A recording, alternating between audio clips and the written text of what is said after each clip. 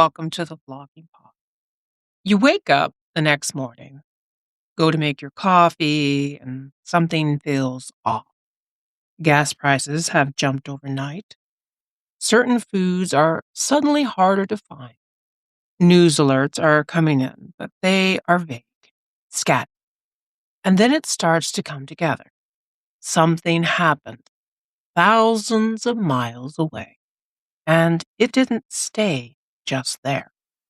Today, we're talking about what a nuclear blast actually does, how far it affects, can travel, and why something that happens in another country would still reach into your everyday life right here at home.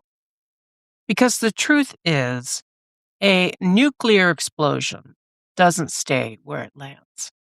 When a nuclear weapon detonates, there are three main things happening at once: the blast, the heat, and the radiation. The blast is immediate. A powerful shock wave moves outward, flattening buildings, snapping trees, and throwing debris at high speed. Structures don't just get damaged, many are completely erased in seconds. Then comes the heat. The fireball that forms is hotter than the surface of the sun. Anything close to it, people, animals, plants, is exposed to temperatures that simply don't allow survival. Farther out, the heat can still cause severe burns and ignite fires across wide areas. And this is where we need to talk about the environment, because it's not just buildings that are affected. Animals in the area don't have warning systems. Wildlife, pets, livestock, they're exposed to the same heat and blast. Many would not survive the initial seconds, and those farther away could suffer injuries or later effects from radiation exposure. Trees and plant life are also hit immediately. Close to the blast, vegetation can be burned away entirely. Further out, leaves can be scorched, forests can catch fire, and entire ecosystems can be damaged in minutes. Even areas that don't burn can be affected later by radiation setting into the soil. Water sources nearby become contaminated, not just from debris, but from radioactive material that follows. The blast happens fast, but what comes next is what keeps moving.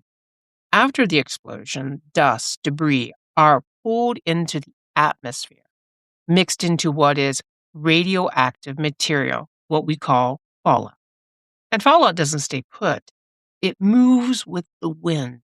It follows weather patterns. It can travel hundreds, even thousands of miles.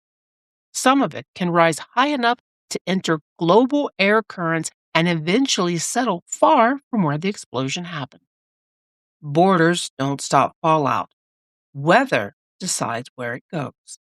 That means neighboring countries can be affected, and in some cases, even regions across the world.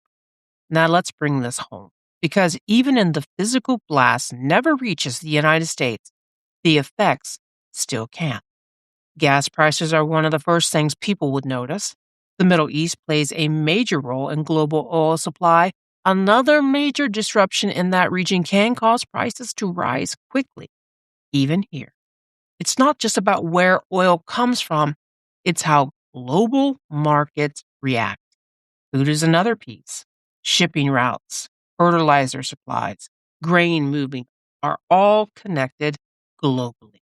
Disruptions in one region can ripple into shortage or higher prices elsewhere. Water and environment concerns can follow over time. Radioactive particles can enter oceans and the atmosphere. While they dilute, they don't just disappear. Monitoring and long-term effects become part of the conversation. And then there's the economy overall. Markets react fast to uncertainty. Energy, transportation, insurance, all of it ties together.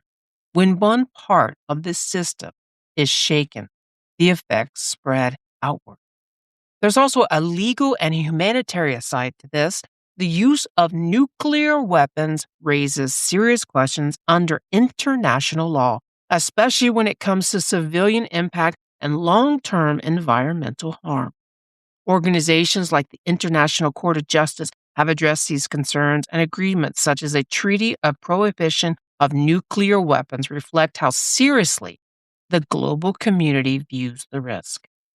But regardless of labels or legal definitions, the real world consequences remain the same. This isn't about fear. It's about understanding how connected everything really is. Something can happen far away and still finds its way into your daily life. Today's sources come from Hiroshima and Nagasaki Talking Bombs Encyclopedia Britannica, Nuclear Emergency Radiation Basics Center of Disease Control and Prevention, CDC, Radiation Nuclear Emergencies Q&A, World Health Organization, Oil Market Report, and Global Supply Insights, International Energy Agency, IEA. A legality of the threat or use of nuclear weapons, International Court of Justice, ICJ. Thank you for listening. Until next time, bye-bye for now.